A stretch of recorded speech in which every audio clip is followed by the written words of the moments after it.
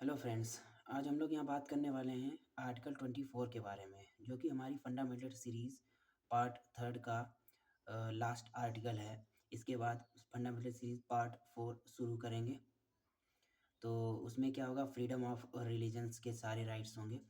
और इसमें क्या थे, इसमें थे हमारे right against exploitation part third में। तो उसमें दो आर्टिकल थे, 22 तो पहले बता चुका था मैं, और 23 और 24 थे इसमें। तो 24 आर्टिकल ये हमारा आर्टिकल 24 जो कॉन्स्टिट्यूशन में है, कहता है, ये हमें पावर देता है, या पावर देता है, कह लें कि ये हमें एक तरीके से आगाह करता है, ये हमें वार्न करता है कि provision of employment of children in factories.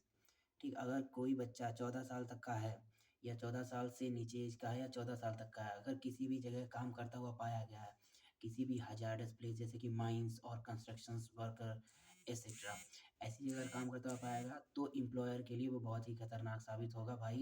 मतलब उसके खिलाफ पनिशेबल कार्रवाई की जा सकती है।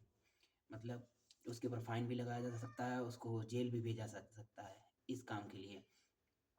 इसी को लेकर गवर्नमेंट ने एक एक्ट बनाया था, child labour provision and regulation act 1986, और उसने बहुत अच्छे काम भी किए इस एक्ट ने, और बहुत सारे और एक्ट बनाए गए थे। उसके 10 साल बाद क्या हुआ, एक रिहैबिलिटेशन वेलफेयर फंड बनाया गया उसमें 1996 में। तो उसमें क्या हुआ, उस फंड में पैसा कहाँ से आएगा, जो एम्प्लॉयर ऐसा करता हुआ पाया गया, 14 साल तक के बच्चों को काम पे लगाता हुआ पाया गया, तो वो जो फंड में पैसा जमा करेगा फाइन के तौर पे, वही पैसा इन्हीं बच्चों की एजुकेशन के लिए, हेल्थ के लिए, उनके न्यूट्रिशन के लिए काम आएगा।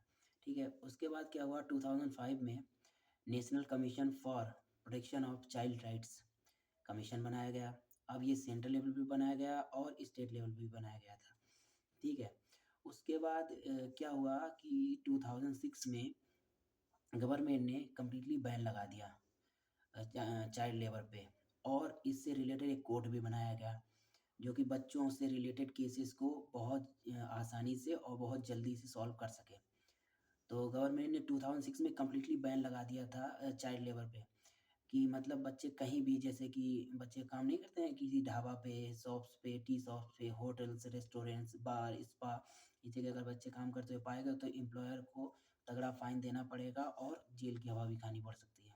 ठीक है, उसके बाद क्या हुआ, 2006 में 2016 में 1986 में जो एक्ट बनाया गया था, child labour provision and regulation act 1986, तो उसमें एक अमेंडमेंट किया गया। अब उसमें क्या अमेंडमेंट किया गया, उसमें अमेंडमेंट ये किया गया है कि जो 14 से 18 साल तक के बच्चे होंगे, अब वो किसी पर्टिकुलर, जैसे कि हज़ार्डस प्लेस पे वर्क नहीं करेंगे। 18 साल तक के बच्चे भी, जैसे कि वो हज़ार्डस प्लेस कुछ हो सकता है, जैसे कि माइंस वाला वर्क हो सकता है, कंस्ट्रक्शन वाला वर्क हो सकता है, या ऐसा काम हो सकता है जो उनके लिए खतरनाक साबित हो सकता है। किसी केमिकल फैक्ट्री में काम हो सकता है, या किसी लिक्विड फैक्ट्री, या किसी ऐसी जगह काम हो सकता है जो उनकी एज के हिसाब से उनके लिए सही नहीं है।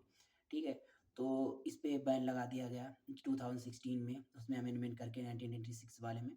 और एक और अमेंडमेंट किया गया, क्या अमेंडमेंट किया गया इसी 2016 में, इसी एक्ट में, क्या फाइन बढ़ा दिया गया। फाइन कितना कर दिया गया, 20,000 टू 50,000 तक का फाइन देना पड़ सकता है अगर कोई एम्प्लॉयर ऐसा करता हुआ पाया गया तो।